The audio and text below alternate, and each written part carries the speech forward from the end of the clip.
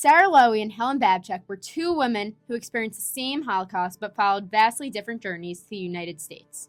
Sarah Loewy immigrated with her family before World War II in 1939 from Austria, while Helen Babzyck immigrated after the war in 1949 from Poland.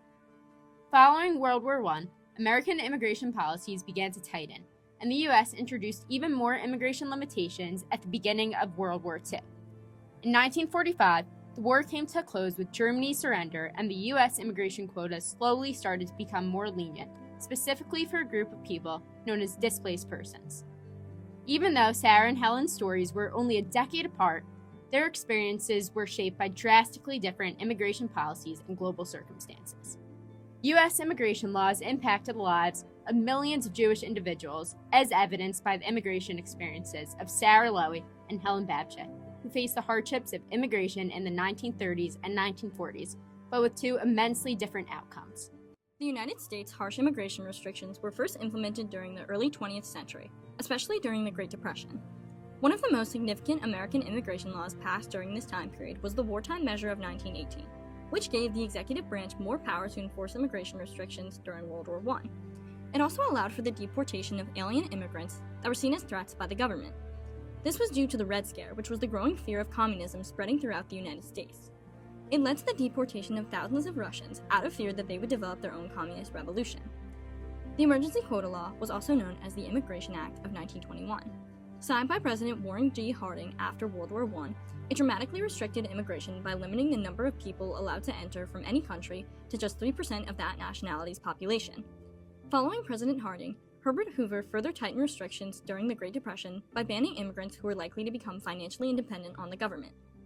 In spite of Franklin D. Roosevelt's later efforts to lessen the severity of these policies, anti-immigration sentiment remained high, as many Americans feared immigrants would take their jobs. The Immigration Act of 1924 imposed even stricter quotas, limiting the amount of annual immigrants coming into the country to only 164,667 people per year. The press fueled this sentiment by claiming that immigrants wanted to bring down the American way of life as a result of the Red Scare. This caused immigration in the United States to decline sharply, despite about 38,000 of Germany's 523,000 Jews fleeing to neighboring countries due to the dangers of the Holocaust. Sarah Loewy and her family, who lived in Austria up until the late 1930s, were deeply impacted by the post-World War I immigration laws in the United States. Sarah was born in Galicia, Poland on April 2, 1910, before moving to Graz, Austria a few years later due to rising anti-Semitism after World War I. The strict quotas made it difficult for her family members to escape.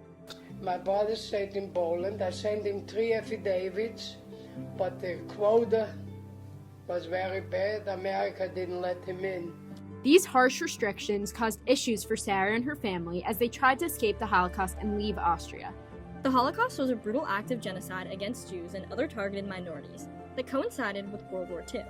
The German Nazi Party, led by Adolf Hitler, rose to power in 1933 and was responsible for the mass murder of millions of Jews. Beginning in the 1930s, Jewish emigration from Europe became increasingly urgent, prompting U.S. immigration legislation. In Europe at this time, Nazi Germany began attempts to reclaim land lost after World War I. On March 12, 1938, German troops invaded and annexed Austria in an event known as Anschluss. The Austrian Chancellor, Kurt von Schuschnigg, was forced to resign by Hitler, and the Austrian government was replaced with the Nazi forces. Austria's Jewish population was forced to either flee or face persecution, as the Chancellor had conceded to Hitler's demands. In response to this growing crisis, some attempts were made to aid Jewish refugees. The U.S. Wagner-Rogers Bill, proposed by Jewish American congressmen, sought to rescue 20,000 Jewish children from Germany, but the bill failed to pass. Similarly, the Evian Conference, run by Franklin D. Roosevelt in 1938, aimed to address the refugee crisis, but it did not produce meaningful results. This worsened the refugee crisis as competition for obtaining visas, affidavits, and travel documents became increasingly fierce. In Austria, Kristallnacht, or the Night of Broken Glass, further heightened the need to leave Europe for Sarah Loewy and heightened Jewish immigration due to fear of persecution.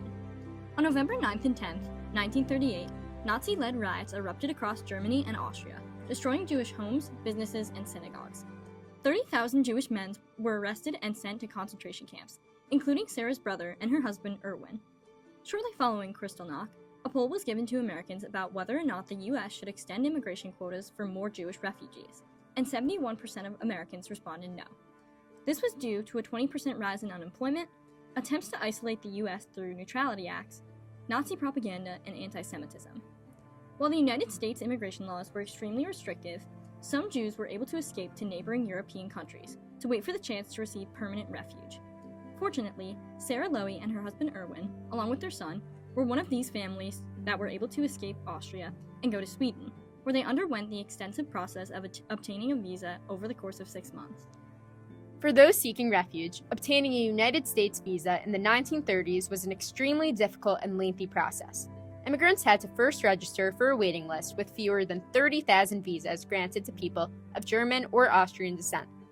They were required to gather multiple legal documents, including birth certificates, medical clearances, and financial records, which all required time and money that most Jewish families did not have.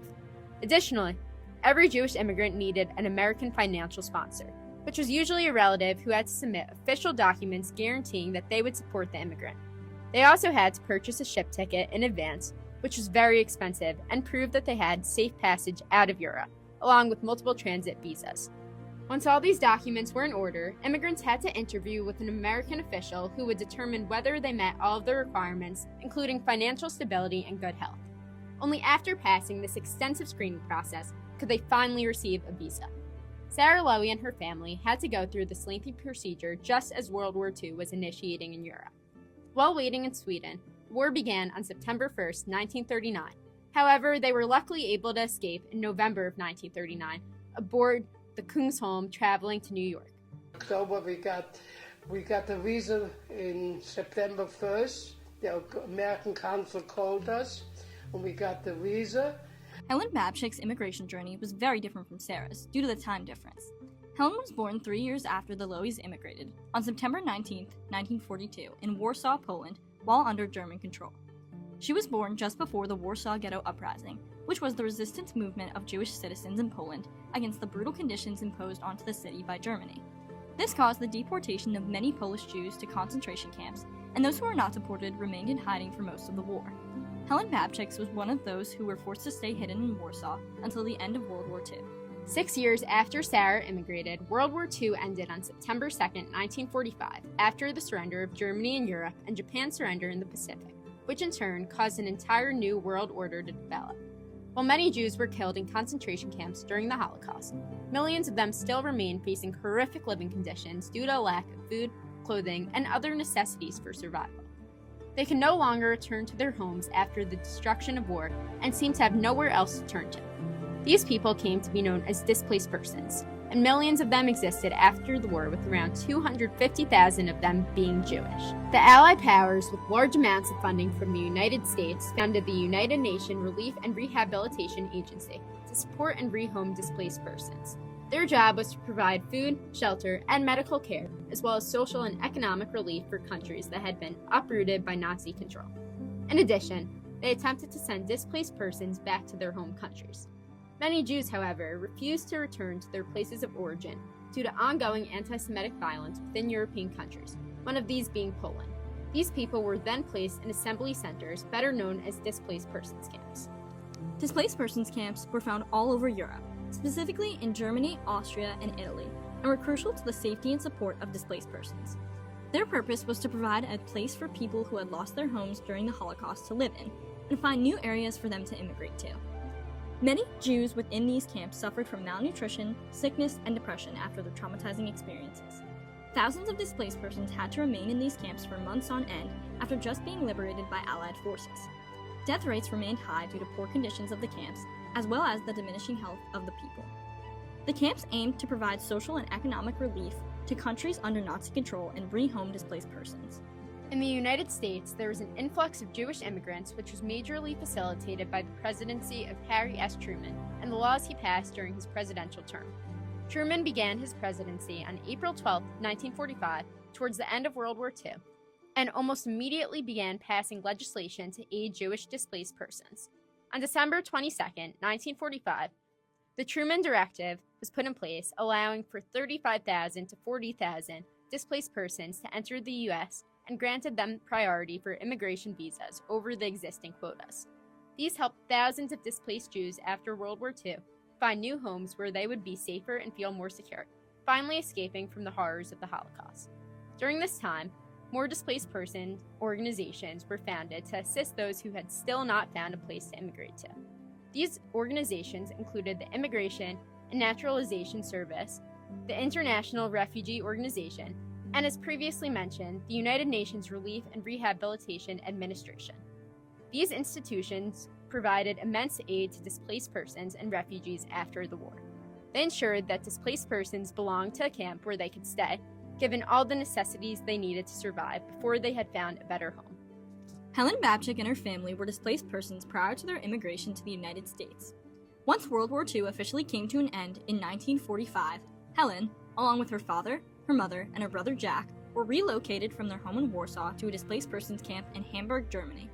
During relocation, they were brought to a separate camp located in Bremen, Germany, not far from Hamburg, known as Bremen-Gran or Camp Gran. The camp was built in 1936 and existed as a U.S. military base after World War II, until 1954. Many displaced persons passed through Camp Gran before emigrating to their final destinations. It could hold up to as many as 5,000 people at one time before they departed to their new homes. The camp was also used to provide the displaced persons with their last bits of preparation before their voyages, giving basic English lessons to those immigrating to the United States. Helen Babzyck received this preparation as well as her passport while in Camp Gran, which was necessary for her journey to the U.S. and her visa application approval. She was then transported to Hamburg, Germany, which was the final displaced persons camp she resided in before her immigration to New York on February 14, 1949 to Ellis Island on the Marine Tiger. The Displaced Persons Act of 1948 was vital to the immigration of hundreds of thousands of Jewish displaced persons into the United States. During the administration of President Truman, he made a tremendous effort to enforce legislation that would help Jewish immigrants, providing them with safe homes after the trauma they experienced. The law officially allowed for the entrance of 200,000 displaced persons into America. On top of that, it provided 50% of the existing quota space granted in the Immigration Act of 1924 to displaced persons. While each Jewish immigrant still had to go through the tough, lengthy process of applying for a visa, their chances of actually receiving one became significantly higher with America's new legislative immigration priorities. The Displaced Persons Act directly affected Helen Babzyck and her family's journey from Poland to the United States, since they were displaced persons. Without this pivotal law, Helen and her family would not have been prioritized for immigration, and because of the immigration crisis after World War II, they most likely would not have received a visa and therefore would not have been able to leave Europe. In 1950, this act was amended, extending the United States immigration policies even further by permitting 400,744 visas for displaced Jews, which greatly impacted immigration rates and helped Jewish immigrants, specifically displaced persons, find new, safer homes after the Holocaust. Even though Helen Babzyck and Sarah Loewy were both escaping the same tragic, horrifying Holocaust, the 10-year difference between their immigration stories caused vastly different experiences. Prolonged warfare and different attitudes of Americans in the United States account for these experiences, which is reflected in organizations and laws that formed.